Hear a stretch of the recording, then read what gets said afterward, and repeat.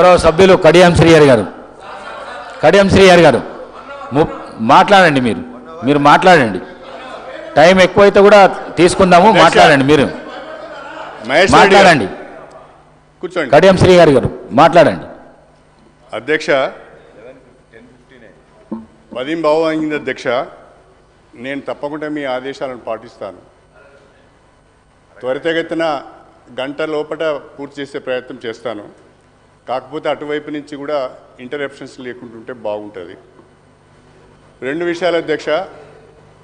ఒకటి అసెంబ్లీకి సంబంధించిన సమయపాలన, రెండవది కోరంకి సంబంధించిన విషయము, మూడవది ఇవాళ బడ్జెట్ పైన ప్రసంగం జరుగుతున్న సందర్భంగా మన ఫైనాన్స్ మినిస్టర్ గారు లేరు, మరి సీఎం గారు కూడా లేరు. మీరెందుకు చెప్తారండి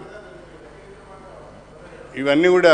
అంటే దీంతో ఏమర్థమవుతుందంటే ప్రభుత్వం ఎంత సీరియస్గా ఉన్నదో అర్థమవుతున్నది.